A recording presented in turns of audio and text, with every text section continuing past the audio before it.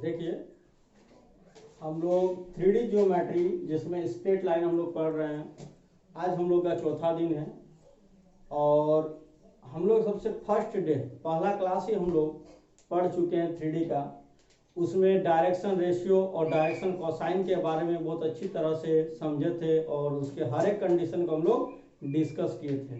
आपको पता होगा कि डायरेक्शन, देखिए जब भी दो लाइन, समझे ना, जब भी दो लाइन परपेंडिकुलर होगा तो दोनों का डायरेक्शन रेशियो का प्रोडक्ट का सम क्या होगा, 0 होता है। या फिर डायरेक्शन कोसाइन का भी प्रोडक्ट का सम क्या होता है, 0 होता है। याद है ना। तो इस कंडीशन का आज हम लोग यूज करेंगे। आपको हम बता देते हैं कि ये जो ब्लू और ब्लैक दो मार्कर है, दोनों यदि परपेंडिकुलर है तो दोनों का डायरेक्शन रेशियो का प्रोडक्ट का सम क्या होगा, 0 होगा ना। चलिए, तो हम लोग आज उसी से रिलेटेड क्वेश्चंस को हम लोग सॉल्व करते हैं। हमारा क्वेश्चन क्या कह रहा है कि find the vector and Cartesian equation of the line passing through the point 1, 2 and -4 and perpendicular to each of the lines इतना एंड इतना। मतलब हमको एक लाइन का इक्वेशन निकालना है जो लाइन पास कर रहा है 1, 2 और -4 से, और वो लाइन ये दोनों के परपेंडिकुलर है। वो लाइन जो हमको निकालना है वो लाइन इस दोनों का परपेंडिकुलर है। तो हम लोग सबसे पहले जब सॉल्यूशन करेंगे तो लिखेंगे गिवन पॉइंट इज क्या है, ए मान लेते हैं 1, 2, -4 एंड लाइन्स आर लाइन्स क्या क्या है, एक है x - 8/8 equal to y + 19/-16 equal to z - 10/7 equation 1 and क्या है x - 15/3 equal to y + 29/8 equal to z - 5/-5। ये हमारा दो इक्वेशन, ये इक्वेशन 1, इक्वेशन 2। तो हमको जो लाइन का इक्वेशन चाहिए उस लाइन का एक पासिंग पॉइंट पता है, बस उस लाइन का हमको डायरेक्शन रेशियो पता नहीं है। आपको पता होगा कि डायरेक्शन रेशियो ये तीनों, कोई भी लाइन का डायरेक्शन रेशियो क्या होता है, ये और ये, कोई दिक्कत नहीं है ना। तो हम लोग सबसे पहले हम लोग मानेंगे कि let small a, small b, small c are direction ratios of required line. जो लाइन हम लोग का जरूरत है उस लाइन का डायरेक्शन रेशियो क्या है, ABC। और लिखेंगे यहां कि चूंकि required line passes through 1, 2, -4, therefore equation of required line is क्या होगा, इक्वेशन ऑफ रिक्वायर्ड लाइन क्या होगा, x - 1/a क्योंकि उसका डायरेक्शन रेशियो, y - 2/b और z + 4/c। ये हो गया इक्वेशन 3। अब आपको अकॉर्डिंग टू क्वेश्चन क्या कह रहा है, अब अकॉर्डिंग टू क्वेश्चन आएंगे तो कह रहा है कि ये जो आपका रिक्वायर्ड लाइन है वो दोनों का क्या है, परपेंडिकुलर है। तो मतलब ये लाइन और ये लाइन परपेंडिकुलर, ये लाइन और वो लाइन परपेंडिकुलर। तो इसका डायरेक्शन रेशियो और इसका डायरेक्शन रेशियो का प्रोडक्ट का सम क्या होगा, 0 होगा। तो यहां लिखेंगे according to question equation 1 perpendicular equation 3, equation 1 perpendicular equation 3 and equation 2 perpendicular equation 3।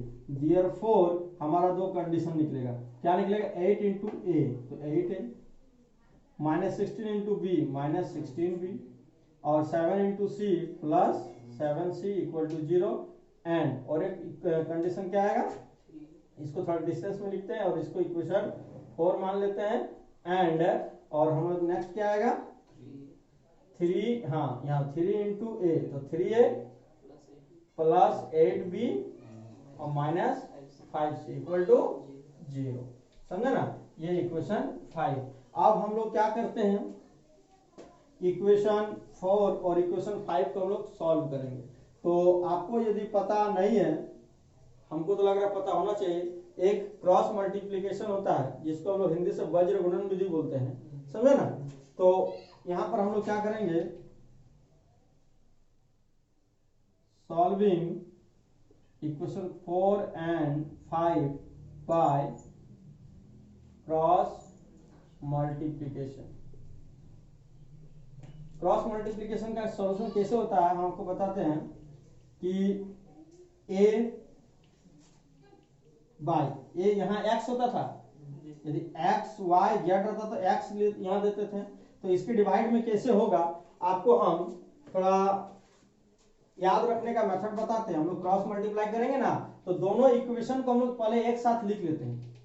8a minus 16b plus 7c equal to 0, और नीचे क्या है 3a प्लस 8b और माइनस 5c इक्वल टू 0। ये जानते हो डिटरमिनेंट के रूल को फॉलो करता है। जो क्रॉस मल्टीप्लिकेशन मेथड है ना, ये डिटरमिनेंट के रूल को फॉलो करता है। तो डिटरमिनेंट का रूल क्या था याद करो, देखिए a बाहर, तो उसका डिवाइड में देखिए a को लेंगे तो उसको हम डिलीट कर देंगे, डिलीट, और इसको इससे इंटू करो तो 16 बच्चे 80 माइनस 16, ये b और c को नहीं लेंगे, केवल कोफिशिएंट लेंगे।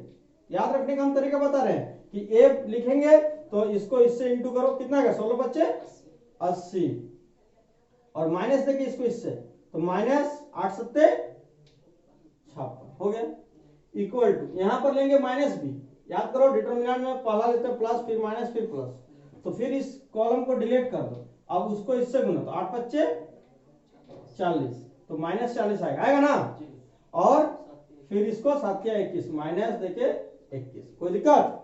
फिर हम लोग यहाँ लेंगे c बाय, तो c बाय तो c डिलीट, इसको इससे गुना 8 64, फिर माइनस माइनस प्लस हो जाएगा 16 या 48, तो यहां पर क्या होगा a बाय माइनस करो 24 equal to b by minus में कट जाएगा, कितना होगा 61, और c बाय 8 और ये 12, 6 4 10 11 112 आया ना, 112, इतना इक्वल टू कुछ मान लेते हैं के, तो क्या हो जाएगा a इक्वल टू 24 के, b इक्वल टू 61 के, और c इक्वल टू 112 के। अब इस तीनों वैल्यू को केवल यहां पर रख देंगे, इक्वेशन मिल गया। के तीनों में आएगा, कैंसिल हो जाएगा, यहाँ क्या बचेगा ओनली, यहाँ बचेगा 24, यहाँ बचेगा 61, यहाँ बचेगा, है ना, लिख दो putting value of a b and c in equation third, और रख देगा, और के को हटा देगा, के को हटा देगा, समझे ना, बस आंसर हो जाएगा। हम लोग के पास जगह है, यहाँ पर रख देते हैं। देखिए यहाँ लिखेंगे पुटिंग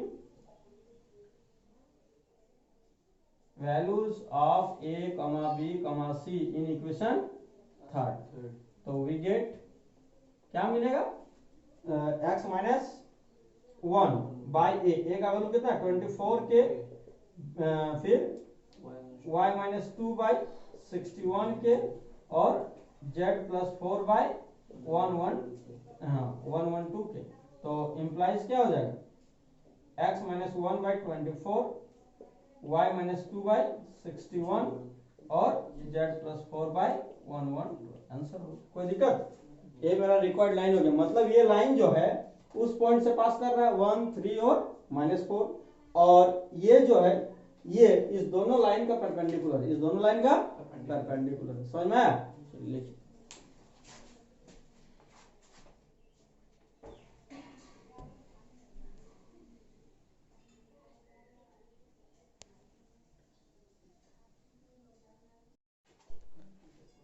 देखिए ये भी क्वेश्चन बहुत इंपॉर्टेंट क्वेश्चन है और समझने वाला क्वेश्चन है, बहुत ही आसान है, थोड़ा सा यदि समझ गए तो हम लोग यहाँ सॉल्यूशन में सबसे पहले लिखेंगे गिवन लाइंस आर।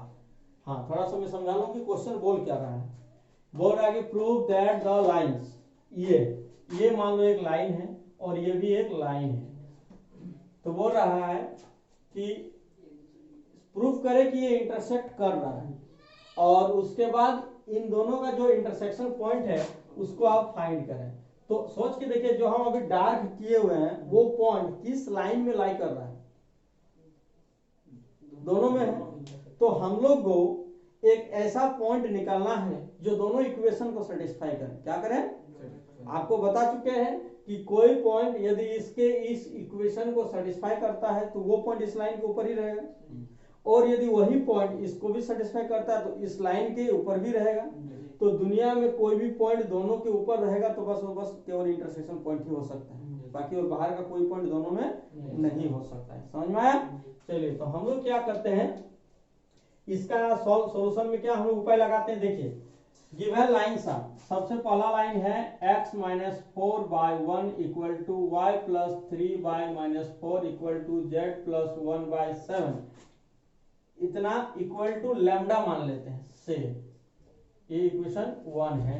एंड और दूसरा इक्वेशन है x minus 1/2 y plus 1/-3 z plus 10/8, इसको म्यू मान लेते हैं। म्यू सुने आप लोग? ये इक्वेशन 2। तो हम लोग लिखते हैं यहां any point of first is P. कोई पॉइंट, उसका एनी पॉइंट पिछले क्लास कंसेप्ट दिए थे, इसको इससे इंटू करेंगे, कितना आएगा? Lambda plus 4 comma minus 4 lambda minus 3 7 lambda minus 1 and any point of equation second is, इसको क्यू मान लेते हैं। क्या होगा? 2 म्यू प्लस 1 होगा, -3 म्यू -1 और 8 म्यू -10। तो हम आपको बताते हैं कि लैम्डा का वैल्यू कुछ भी रखो, कुछ भी जो तुमको इच्छा है, कोई भी रियल नंबर रखो, वो जो वैल्यू देगा पी का, वो पी पॉइंट इसी लाइन के ऊपर आएगा, इसी लाइन के ऊपर आएगा। और क्यू का म्यू का कोई वैल्यू रखते हैं हम लोग इस पॉइंट पर, तो जो वैल्यू आएगा पॉइंट का वो इस लाइन को ऑलवेज सेटिस्फाई करेगा, मतलब इस लाइन का ही होगा। तो हम लोग चाहते हैं कि क्या कोई ऐसा वैल्यू संभव है लैम्डा और म्यू का कि ये जितना आएगा ये भी उतना ही आएगा, ये जितना आएगा ये भी उतना ही आएगा, ये जितना आएगा ये भी उतना ही आएगा। यदि लैम्डा और म्यू का कोई ऐसा वैल्यू हमको मिल जाता है जो ये बराबर ये बराबर ये बराबर हो जाता है, तब पी और क्यू एक ही हो जाएगा। आप समझ रहे हैं कि ये क्यू का कोई वैल्यू इसी लाइन पर आएगा और पी का कोई वैल्यू इसी लाइन पर आएगा, तो कोई ऐसा पॉइंट जो इस दोनों पॉइंट को इक्वल कर सकता है, तो वही पॉइंट हमारा इंटरसेक्शन पॉइंट होगा। तो क्या ऐसा संभव है? तो हम लोग क्या करेंगे, जबरदस्ती इसको बराबर, इसको बराबर, इसको बराबर कर देंगे और सॉल्व करेंगे और देखेंगे 1 2 3 इक्वेशन आएगा ना, तो लैम्डा और म्यू का कोई वैल्यू सॉल्व करके तो आएगा। तीनों इक्वेशन को यदि सेटिस्फाई कर रहा है तो पक्का इंटरसेक्शन होगा, नहीं करेगा तो फिर इंटरसेक्शन नहीं होगा। तो हम लोग यहां पर क्या करेंगे कि इफ यदि first and second intersect each other, then for some particular values of lambda and mu, p and q coincide मतलब समझे ना, संपाती होना, मतलब एक ही पॉइंट पर होना, या फिर बोल सकते हो पी और क्यू इक्वल होना। क्या होना? इक्वल होना। तो मतलब यदि इंटरसेक्ट करेगा तो, यदि इंटरसेक्ट करेगा तो, नहीं करेगा तो फिर नहीं आएगा। तो हम लोग यदि होगा तो हमारा क्या इक्वेशन तैयार होता है? Lambda plus 4 equal to 2 mu plus 1, मतलब ये और ये कोऑर्डिनेट इक्वल, समझे ना। तो इससे हमको एक इक्वेशन मिलेगा, देखो अच्छा से लिखेंगे तो लैम्डा माइनस 2 म्यू, इस 2 म्यू को इधर ले और इसको उधर भेजेंगे तो -3, ये इक्वेशन 3 हो जाएगा। कोमा दूसरा कंडीशन लेंगे तो क्या आएगा? -4 लैम्डा -3 -3 इक्वल टू -3 म्यू -1। तो ये हमको क्या देगा? इसी को आरएचएस ले चलते हैं, इसको आरएचएस ले जाएंगे तो क्या होगा? 4 लैम्डा होगा, और उधर तो है -3 म्यू, और इस -1 को इधर लिया तो +1 आएगा, तो यहाँ हो जाएगा -2 होगा। ये इक्वेशन 4, समझे कि नहीं? और लास्ट में वो 7 lambda minus 1 equal to 8 mu minus 10 implies 7 lambda ठीक है, वो 8 म्यू को लेफ्ट लाएंगे तो माइनस 8 म्यू इक्वल टू ये -1 को धर लेंगे तो +1 तो -9 हो जाएगा। क्या हो जाएगा? ये हो गया इक्वेशन 5। तो हम लोग के पास जो इक्वेशन 3, 4 एंड 5 है, तो उसमें से कोई भी दो को तुम ले लो, क्योंकि लैम्डा और म्यू का वैल्यू निकालने के लिए दो ही इक्वेशन काफी होगा, तीनों का यूज करना कोई फायदा नहीं है। आप कोई भी दो को यूज करें तो हम लोग यूज करते हैं इसी दोनों को, है ना। Solving equation 3 and 4। तो देखो यहाँ 4 लैम्डा और लैम्डा है, तो इक्वेशन 3 को क्या करते हैं, इक्वेशन 3 को मल्टीप्लाई 4 से और माइनस कर देते हैं इक्वेशन 4 को। देखिए मतलब इक्वेशन 3 का 4 से मल्टीप्लाई कीजिए तो यहाँ 4 lambda minus 8 mu equal to 4 3 जा -12 और ये तो है ये 4 lambda minus 3 mu equal to -2। अब यहाँ माइनस करना है तो ये माइनस ये प्लस हो जाए होगा, ये कैंसिल आउट, ये 8 और में 3 जोड़े तो -5 म्यू होगा, -5 म्यू और यहाँ -10 क्या आएगा, -10। तो -10 आएगा तो म्यू इक्वल टू कितना आ गया, देयरफॉर म्यू इक्वल टू 2। आप putting in equation 3 we get mu equal to 2 को पुटिंग करते इक्वेशन 3 में, तो lambda -2 into 2 equal to -3 implies क्या देगा, लैम्डा इक्वल टू यहाँ -3 और उधर से आएगा +4 तो -3 + 4 इक्वल टू 1। तो लैम्डा और मी का वैल्यू 1 है।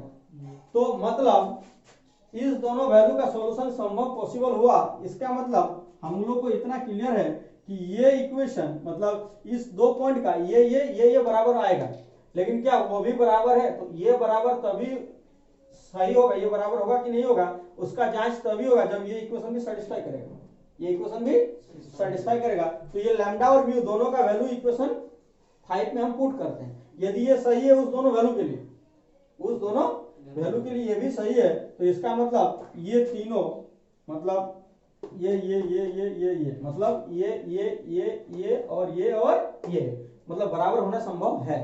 अब ये बराबर होना संभव है तो क्या इंटरसेक्शन क्या है, तो देखो हम यहाँ लिखेंगे putting lambda equal to 1 and mu equal to 2 in equation 5, यहाँ पर पुट करेंगे 5। तो therefore left hand side equal to क्या हो जाएगा, लेफ्ट हैंड साइड में कौन है इक्वेशन 5 का 7 लैम्डा -8 म्यू तो 7 लैम्डा, तो लैम्डा का वैल्यू कितना है 1, तो 7 1 जा 7 -8 म्यू, तो म्यू का वैल्यू 2 है, तो 2 8 2 जा 16 और दोनों का सब्ट्रैक्शन -9 देगा। क्या यही आरएचएस में है, हाँ? तो इसका मतलब इक्वेशन 5 भी सेटिस्फाई कर रहा है इस दोनों वैल्यू को। मतलब देखो यहाँ लिख देंगे तो therefore 1 and 2 intersect each other, मतलब यही साबित हो गया कि लाइन 1 और 2 काट रहा है, इंटरसेक्ट कर रहा है, क्योंकि हमको लैम्डा और म्यू का ऐसा वैल्यू मिला। देख के देखो तुम 2 रखो म्यू के जगह 2 रखो कितना आएगा, और यहाँ पर लैम्डा का वैल्यू 1 रखो कितना आएगा, लैम्डा का वैल्यू यहाँ 2 रखेगा तो 4 आएगा, 5 आया, म्यू का वैल्यू 2 रखेंगे तो यहाँ 5 आएगा, लैम्डा का वैल्यू 1 रखो तो क्या आएगा 5, यहाँ 2 रखो -7, यहाँ 1 रखो -7, यहाँ रखो म्यू का वैल्यू 2 8 दूनी 16 6, यहाँ रखो 1 6। तो ये तो जान रहा है कि लैम्डा का वैल्यू कुछ भी रखेंगे इस लाइन में सॉरी इस पॉइंट में तो वो इसी लाइन इसी का पॉइंट होगा। तो लैम्डा का वैल्यू 1 रखें तो वो पॉइंट किसका होगा, इसका होगा, और म्यू का वैल्यू यहाँ रखें तो वो पॉइंट किसका होगा, इसका होगा। तो अभी जो म्यू और लैम्डा का वैल्यू हम लोग रख रहे हैं तो देख रहे हैं पी और क्यू क्या इक्वल आ रहा है। तो इसका मतलब ये पॉइंट यहाँ पर है, सॉरी ये पॉइंट यहाँ पर है और ये पॉइंट यहाँ पर है, मतलब एक ही को पॉइंट दोनों के ऊपर है, तो एक ही को पॉइंट दोनों के ऊपर है, इसका मतलब क्या है इंटरसेक्शन क्या हुआ है, समझे ना। तो हम लोग यही देख के पता लगा दिए, क्या देख के, यहीं पर यदि इक्वेशन थर्ड वाला सेटिस्फाई नहीं करता, थर्ड सॉरी इक्वेशन 5 यदि सेटिस्फाई नहीं करता लेफ्ट इक्वल टू राइट नहीं आता, तो हम लोग बोलते हैं इंटरसेक्ट नहीं कर रहा, इंटरसेक्ट नहीं कर, या तो फिर इस दोनों का ही सॉल्यूशन संभव नहीं होता, पॉसिबल नहीं होता, ये दोनों का सॉल्यूशन पॉसिबल नहीं होता। 10 में नहीं था जी, नो सॉल्यूशन आता था। तो जब ये सॉल्यूशन ही नहीं होगा तब भी ये क्या बोला जाएगा कि इंटरसेक्शन नहीं कर रहा है। यदि सॉल्यूशन नहीं होगा तो इंटरसेक्शन नहीं कर रहा, और पांचवा इक्वेशन को सेटिस्फाई नहीं करेगा तब भी बोलेंगे ये इंटरसेक्शन नहीं है। और यदि सेटिस्फाई कर गया, दोनों इक्वेशन का सॉल्यूशन क्या हुआ, वैल्यू, थर्ड भी सेटिस्फाई, मतलब लास्ट वाला इक्वेशन भी सेटिस्फाई किया, तो बोलेंगे इंटरसेक्शन है। और इसका इंटरसेक्शन पॉइंट कैसे निकालेंगे, वही लैम्डा का वैल्यू 2 रख दो, ये लैम्डा का वैल्यू 1 या म्यू का वैल्यू 2 रख दो। तो यहाँ लिखेंगे, तो पुटिंग लैम्डा इक्वल टू 1 और sorry lambda equal to 1 in P और mu equal to 2 in Q, we get intersection point, we get intersection point, which is जो है क्या है, which is क्या होगा बोलो, यदि लैम्डा का वैल्यू 1 रखिए दिए 4 1 5, यहाँ यदि 1 रख दिए -7 और वहां रख दिए तो 6। आप यदि म्यू का वैल्यू 2 रखेंगे फिर भी यही आएगा, है ना, समझे ना। तो मतलब ये दोनों लाइन एक दूसरे को काट रहा है, और वो भी किस बिंदु पर काट रहा है, तो क्या आप कोई भी दो लाइन है तो उसका आप इंटरसेक्शन पॉइंट निकाल सकते हैं, और प्रूव करना था कि आप दिखाइए, तो वही मेरा प्रूफ हो गया यहाँ पर, है equation 1 and 2 intersect each other, proof. यहाँ हम लोग प्रूफ का भी सिग्नेचर कर देते हैं, प्रूफ, समझे ना, कोई दिक्कत।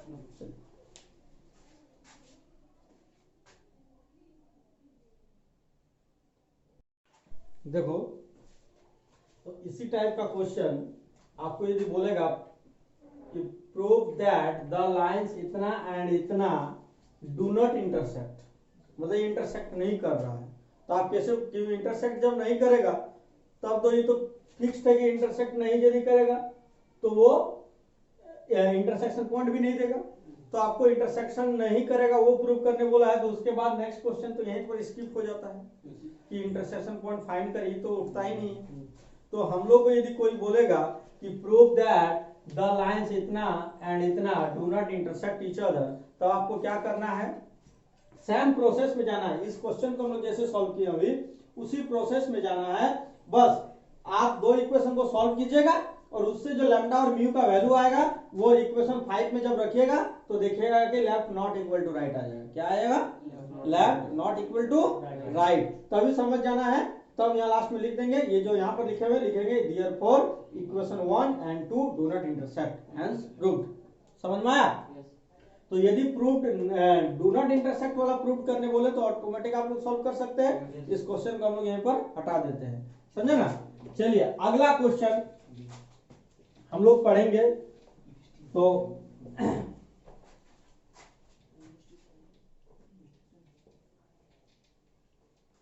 हाँ, अगला क्वेश्चन हम लोग क्या पढ़ेंगे, आप लोग ध्यान दीजिए इधर, थोड़ा सा बता रहे हैं आप लोगों को कि ये एक लाइन है, यहाँ पर एक पॉइंट है ए जिसका नाम है x1, y1, z1, और एक पॉइंट है बी जिसका नाम है x2, y2, z2।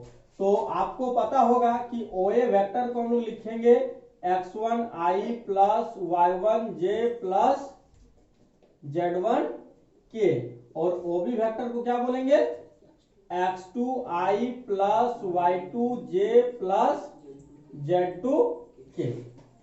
कोई दिक्कत? चलिए अब हम लोग ए बी वेक्टर निकालेंगे। तो ए बी वेक्टर को कैसे लिखेंगे, ओ बी माइनस ओ ए। तो ओ बी का वैल्यू है x2 माइनस x1 और i, डायरेक्ट लिख देते हैं, कोई दिक्कत, प्लस y2 माइनस y1j और प्लस z2 माइनस z1k। कोई दिक्कत? तो यदि आपको कोई पूछेगा कि ए बी का डायरेक्शन रेशियो क्या है, direction ratio of A B are क्या क्या है, x2 माइनस x1 एगो है, y2 माइनस y1 है, और तीसरा z2 माइनस z1 है। तो हम लोग इतना कुछ किए तब जाके पता चला। यदि हम सीधे इसको याद रखेंगे कि यदि कोई लाइन है, यदि उसका दो को पॉइंट पता है तो उसका डायरेक्शन रेशियो डायरेक्ट लिख देंगे, x2 minus x1, y2 minus y1, z2 minus z1। इतना कुछ करने का कोई जरूरत नहीं है, कोई दिक्कत। यदि कोई लाइन, यदि आपको कोई बोल देगा ये लाइन है, ये 2 3 5 और यहाँ 8 to 6 से पास कर रहा है, 8 to 6, तो आपको यदि पूछेंगे कि ये लाइन का नाम है L1, तो L1 का डायरेक्शन रेशियो कितना होगा, तो सीधे करना है 2 माइनस 8 या फिर x2 माइनस x1 जो कीजिएगा उससे कोई दिक्कत नहीं। 8 माइनस 2 6, 2 माइनस 3 माइनस 1 और 6 माइनस 5 1। कोई दिक्कत? इस टॉपिक से कोई दिक्कत नहीं आप लोगों को? चलिए बहुत अच्छा। चलिए तो और थोड़ा सा हम आप लोगों को कंसेप्ट देते हैं दो चीज के बारे में, फुट एंड इमेज। ये हम लोग 11th क्लास में भी डिस्कस किए थे, है ना। तो यहाँ भी देखिए आप, वहां 2D था, यहाँ 3D है। फुट मतलब क्या होता है, हम लोग जानते हैं फुट मतलब होता है पैर, होता है ना। पार्ट्स ऑफ बॉडी में हम लोग पढ़े थे, फुट मतलब पैर होता है। तो फुट जो होता है इसका मतलब सबसे निचला भाग। हम लोग का पैर कहाँ होता है? सबसे नीचे होता है। बॉडी पार्ट्स के सबसे नीचे होता है पैर हम लोग का। तो यहां पर देखिए एक लाइन है, इस लाइन को हम लोग क्या मानेंगे? लैंड। क्या मानेंगे? लैंड। और इस लाइन को लैंड मानेंगे और इस पॉइंट को पी को हम लोग मानेंगे हेड, सिर। तो इसका जो होगा फुट कहां पर होगा? आपका क्वेश्चन बोलेगा find the foot of P in equation this. इस लाइन में उसका फुट निकाले। तो लाइन में निकालेंगे वो लाइन को हम लोग को लैंड मानना पड़ेगा। क्या मानना पड़ेगा? लैंड मानना पड़ेगा। और याद रखिए कोई भी स्टैंड होगा, खड़ा होगा, तो एकदम क्या होगा? परपेंडिकुलर होगा। क्या होगा? क्या हम टेढ़ा रह सकते हैं? खड़ा नहीं रह सकते, समझे कि नहीं। तो ये इस पॉइंट को बोलेंगे फुट। इस पॉइंट को क्या बोलेंगे? Foot of P. क्या बोलेंगे? Foot of P. कोई दिक्कत? कोई दिक्कत नहीं। अब नेक्स्ट हम लोग को यदि बोलेगा इमेज, क्या बोलेगा? इमेज। तो इमेज मतलब ये एक पॉइंट है पी, बोलेगा इस पॉइंट का इमेज निकालिए इस लाइन पर। तो इस लाइन पर जब इमेज निकालेंगे ना, तो इस लाइन को हम लोग किसका दर्जा देंगे? मिरर का। किसका दर्जा देंगे? मिरर का। तो ये पॉइंट इस मिरर पर इमेज बनाएगा। तो इमेज कहां बनाएगा? हम लोग जानते हैं प्लेन मिरर में क्या होता है कि ये जितना डिस्टेंस है उतने ही डिस्टेंस पर उसके पीछे इमेज बनता है। इमेज कहां बनेगा? इतने ही लेंथ पर उसके पीछे एक इमेज बनेगा। कोई दिक्कत? तो हमको ये एम पॉइंट को निकालना है। इस एम पॉइंट को निकालना है। इस एम को हम लोग बोलेंगे इमेज ऑफ पी। क्या बोलेंगे? Image of P. तो यदि हमको फुट फाइंड करने बोलेगा तो मेरा टारगेट ये पॉइंट का रहेगा, और यदि इमेज निकालने बोलेगा तो हमारा पॉइंट इस पॉइंट का टारगेट रहेगा।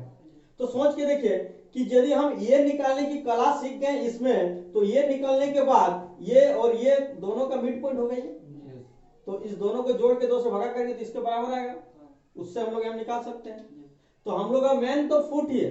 यदि आप फुट निकालने सीख गए तो इमेज निकालना कोई बड़ी बात नहीं है। तो फुट हम लोग किसको बोलेंगे? कोई पॉइंट से परपेंडिकुलर ड्रॉ करेंगे किसी लाइन पर, और जहां उस लाइन को वो छुएगा उस पॉइंट का नाम होगा फुट। और उसी लाइन के नीचे तरफ उतने ही दूरी पर, जितना दूरी पॉइंट और लाइन के बीच है उतने ही दूरी पर पीछे हम नीचे आएंगे तो जो पॉइंट मिलेगा उसको क्या बोलेंगे? इमेज। क्या बोलेंगे? इमेज। तो हम लोग अभी जस्ट फुट और इमेज से रिलेटेड क्वेश्चंस को सॉल्व करेंगे। और ये थोड़ा सा आप लोगों को याद रखने की जरूरत है क्योंकि हम लोग शॉर्टकट यूज करेंगे। यदि एक लाइन रहेगा, 2 को पॉइंट रहेगा, तो उसका डायरेक्शन रेशियो को डायरेक्ट लिखेंगे, डायरेक्ट लिखेंगे। चलिए आप इसको थोड़ा सा लिख लीजिए।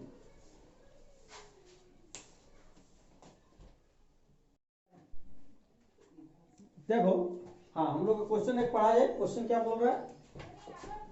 क्वेश्चन नंबर कितना है? 21 बोलो। Find the coordinates find the coordinates of the foot coordinates of the foot of the perpendicular drawn of the perpendicular from the point drawn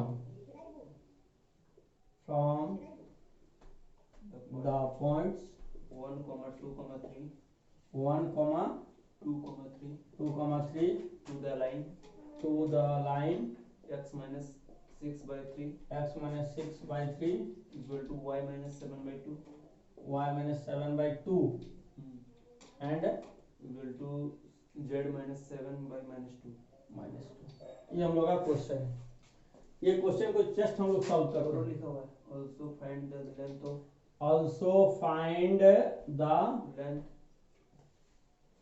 length of the perpendicular also find the length of the perpendicular the perpendicular from the given point from the given point to the line. To the line. चलो, तो हम लोग कैसे क्या solve करते हैं, पहले जो पॉइंट दिया हुआ है P उसको 1 2 और 3 मानते हैं, इस पॉइंट से एक लाइन ड्रॉ करते हैं और इस लाइन का इक्वेशन है x minus 6/3 equal to y minus 7/2 equal to z minus 7/-2, और इस लाइन पर इस पॉइंट को निकालना ही मेरा फुट हो जाएगा, समझे ना। और याद रखना कि P और इसको जो नाम दोगे, n नाम दो चाहे जो, तो Pn क्या हो जाएगा, Pn हो जाएगा मेरा परपेंडिकुलर टू दिस लाइन, और n क्या हो जाएगा, फुट, n क्या हो जाएगा, फुट हो जाएगा। चलिए हम लोग क्या करते हैं, सबसे पहले गिवन पॉइंट इज P नाम दे दो 1 2 3 and line is x minus 6/3 equal to y minus 7/2 equal to z minus 7/-2। इसको इक्वेशन, इसको लैम्डा मान लेते हैं से, और इसको इक्वेशन 1 कह देते हैं। अब यहां निकालेंगे any point of first is, कुछ नाम दे देते हैं, Q दे देते हैं, क्या हो जाएगा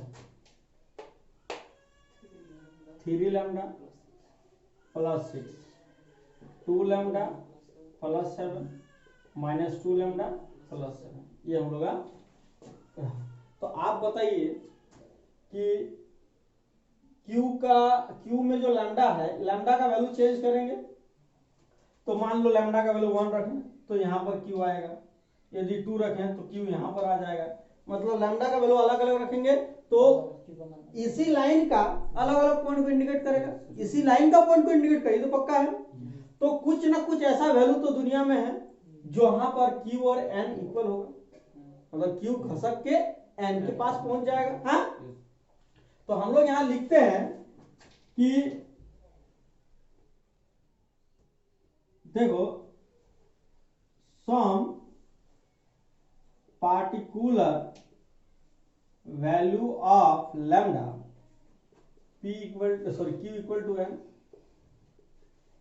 होगा कि नहीं होगा, मतलब कुछ पार्टिकुलर वैल्यू है लैम्डा का जिसमें Q और N क्या होगा, इक्वल होगा, तो Q इक्वल टू N, और N क्या हो जाएगा उस समय 2 लैम्डा प्लस 7 और माइनस 2 लैम्डा प्लस 7, ये हो जाएगा।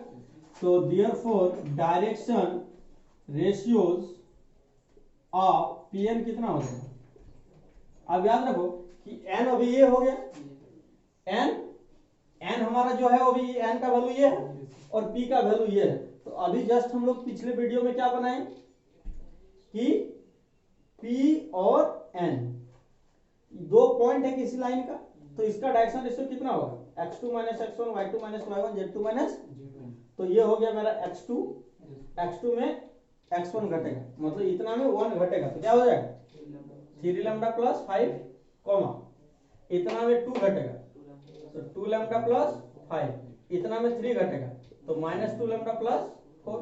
ये किसका डायरेक्शन रेशियो हो गया, Pn का हो गया, और Pn क्या है, परपेंडिकुलर है किसका, हम लोग यहां लिख लेते हैं कि चूंकि n is foot of P in 1 therefore Pn perpendicular 1 होगा, मतलब लिख दिए क्योंकि n जो है वो फुट है P का इक्वेशन 1 पर, तो इसीलिए Pn को हम लोग को मानना पड़ेगा कि वो परपेंडिकुलर है इक्वेशन 1 के ऊपर, तो 1 और Pn परपेंडिकुलर है, तो इक्वेशन 1 का डायरेक्शन रेशियो तो ये है, क्या है 3 2 माइनस 2, ये डायरेक्शन रेशियो किसका, इक्वेशन 1 का, और ये डायरेक्शन रेशियो किसका है, Pn का, तो Pn का डायरेक्शन रेशियो है ये और 1 का डायरेक्शन रेशियो ये, और दोनों का रिलेशन है परपेंडिकुलर, तो इसका मतलब दोनों का गुणनफल का जोड़ मतलब प्रोडक्ट का सम क्या होगा 0 होगा, तो इसका मतलब देयरफॉर 3 को इससे इंटू करो, 3 3 जा 9 लैम्डा, 3 5 जा 15, 2 को इससे इंटू करो, 2 2 जा 4 लैम्डा, 2 5 जा 10, और माइनस 2 को इससे करो माइनस माइनस प्लस 4 लैम्डा और माइनस 8 इक्वल टू 0 होगा, इंप्लाइज 9 और 4 13 और 4 17 लैम्डा, और यहाँ कितना हो गया 15, और यहाँ कितना होगा 25, 25 में 8 गया तो उधर जाके -17 हो जाएगा, तो लैम्डा इक्वल टू -1 आ गया। मतलब लैम्डा का वैल्यू -1 रखेंगे तभी जाके Q और N बराबर होगा। लैम्डा का वैल्यू -1 रखेंगे तो देयरफॉर बस हो गया, देयरफॉर फुट इज क्या हो जाएगा, एन लैम्डा का -1 रखो यहाँ पर, एन की जगह -1 रखेगा तो कितना -3 में 6 जोड़ोगे तो 3, यहाँ रखो -1 तो 5 हो जाएगा, यहाँ रखो -1 तो ये +2 हो जाएगा और 7 9 हो जाएगा। तो यही हो गया फुट। समझ में आया? हाँ समझ में आया कि नहीं? तो फुट निकालना एकदम आसान है, कोई दिक्कत? थोड़ा सा प्रैक्टिस करोगे समझ में आ जाएगा। देखो फुट जो एन हम लोग निकाले हैं, एन को हम लोग क्या कर दिए, स्पेशली लिख देंगे फुट है, और एन को परपेंडिकुलर रखे तब ये कंडीशन सही हुआ, और ये कंडीशन तभी सही है जब लैम्डा -1 लिया जाएगा। तो मतलब ये कह रहा है कि लैम्डा का वैल्यू आप -1 लीजिए तो पीएन परपेंडिकुलर ही होगा, पीएन और पीएन परपेंडिकुलर होगा तो एन जो है वो कहाँ का है, उस लाइन का ही तो पॉइंट है, तो वो एन मेरा क्या हो गया, फुट हो गया। चलो लिखो,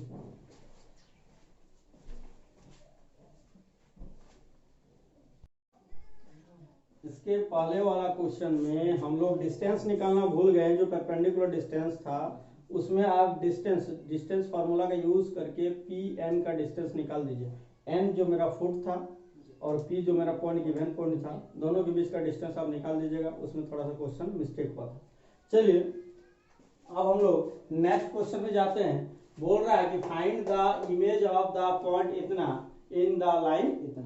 तो अभी ये है लाइन जो दिया हुआ है, इसको इक्वेशन 1 मान लेते हैं, और एक पॉइंट दिया हुआ है P, क्या है जी, पॉइंट 0, 2, 3, और इसका ये हो गया तुम्हारा फुट, और फुट से ही उतने डिस्टेंस पर यहाँ हो जाएगा इमेज। समझे ना? तो हमको एक्चुअल में ये निकालना है। तो हम लोग जो इसका सॉल्यूशन करेंगे तो सबसे पहले लिखेंगे गिवन पॉइंट इज P मान लेते हैं 0, 2, 3 and line is x + 3/5 = y - 1/2 = z + 4/3, इतना इक्वल टू लैम्डा मान लेते हैं से, और इसको इक्वेशन 1 का नाम देते हैं। यही इक्वेशन 1, ये भी इक्वेशन 1 वही है ना, यही है। तो चलिए हम लोग लिखेंगे यहाँ एनी पॉइंट ऑफ 1 इज, क्या होगा, क्या नाम दे देते हैं, ये n है और इसको हम लोग q नाम दे देते हैं। तो any point of first is q, क्या होगा 5 लैम्डा - 3, 2 लैम्डा + 1, 3 लैम्डा -4। ये समझ में आया ना कहाँ से आ रहा है? 5 को इंटू कर रहे लैम्डा से 5 लैम्डा, और 3 को उधर जाके माइनस कर रहे x का वैल्यू, ये y का वैल्यू, ये z का वैल्यू। तो ये जो पॉइंट है किसका है, इसी लाइन का है, चाहे आप लैम्डा का कुछ भी वैल्यू रखिए, है ना। तो चलिए अब हम लोग क्या करते हैं, सोचिए कि n को हम लोग क्या मान लिए हैं, फुट, लोग ये मान लेते हैं let n is foot of P in first, तो therefore some particular value of lambda P equal to n equal to या Q equal to n, और n मतलब क्या हो जाएगा उस समय 5 लैम्डा -3, 2 लैम्डा +1 और 3 लैम्डा -4। सेम टू सेम वही टाइप से बनेगा। तो यहाँ लिख लेते हैं, देखो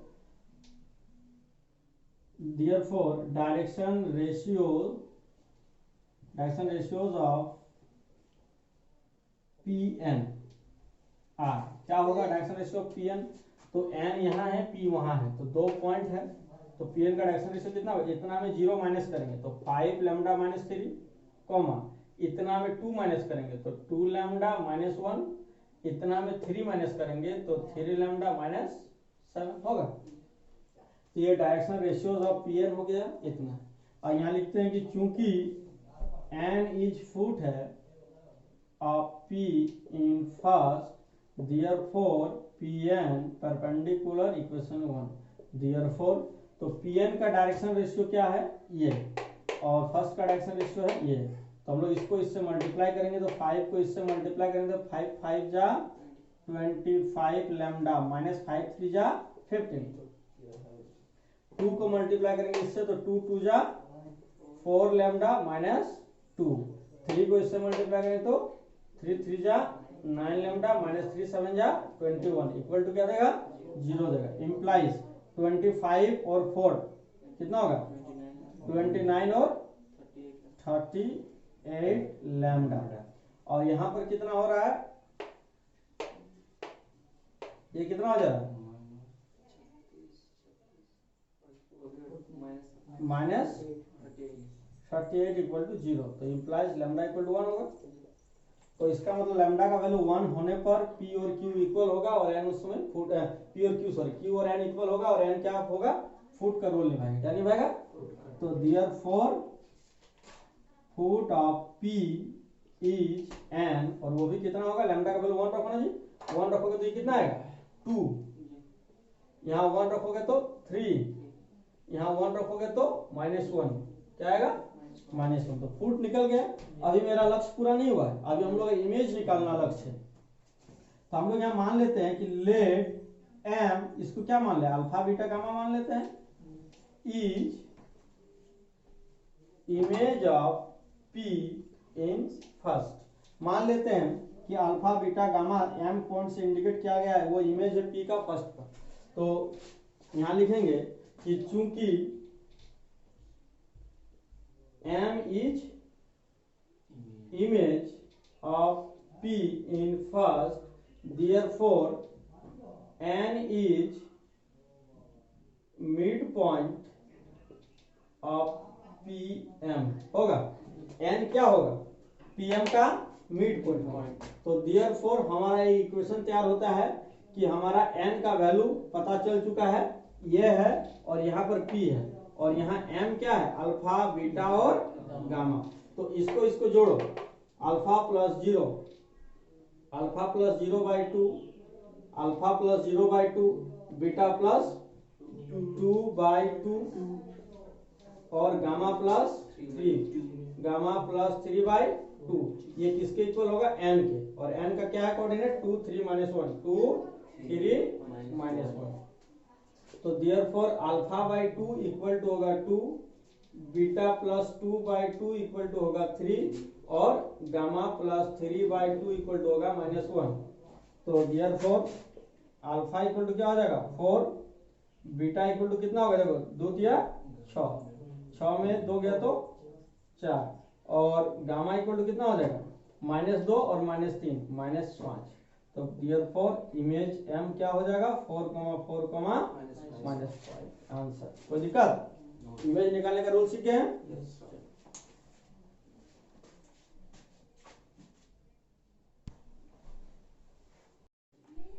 देखिए हम लोग वही क्वेश्चन का एक दूसरा टाइप का लैंग्वेज लिखा हुआ है जो हम लोग जस्ट फुट फाइंड किए और इमेज फाइंड किए, उसी से रिलेटेड क्वेश्चंस है।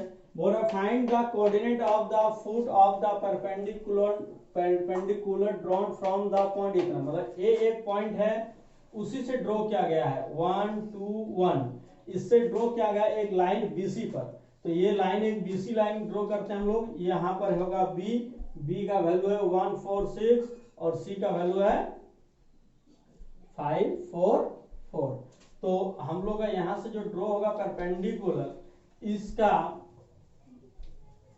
n, तो ये n को निकालिए।